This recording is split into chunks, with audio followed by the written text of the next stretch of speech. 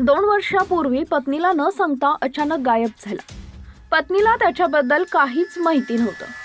त्यातच अचानक त्यानं फोन करून तिला भेटायला बोलावलं। पत्नी खुश झाली आणि त्यानं सांगितल्या त्या पत्त्यावरती पोहोचली। तिथं गेल्यावर तिच्याबरोबर अघटित घडलं।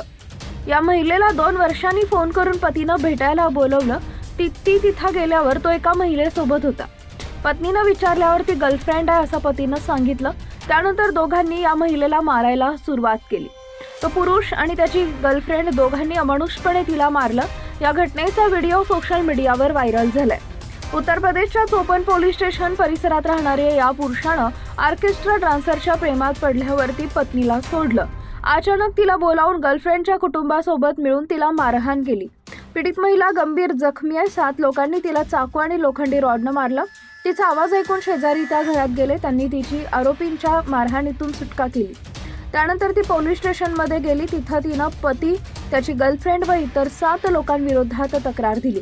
पोलीस या प्रकरणाचा तपास करत आहेत। पिंपरी स्टेशन परिसरातील रेणुकूट गावात ती राहणारी महिला म्हणाली, माझा पती ऑर्केस्ट्रा चालवतो। त्याचा तिथे एका महिला डान्सर सोबत अफेअर आहे। याची माहिती मला नव्हती। 2 वर्षापूर्वी अचानक सोडून पती निघून गेला आणि त्यानंतर रविवारी त्यानं मला फोन केला आणि डाला इथं एका घरात भेटायला बोलवलं।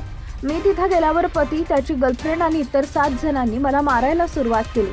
माझ्यावर लोखंडी रॉडनं हल्ला केला आणि चेहऱ्यावर चाकूनं वार केले। महिलेनं आरोप केला की तिच्या पतीनं तिच्या नावावर 6 लाख रुपयांचं लोन घेतलं।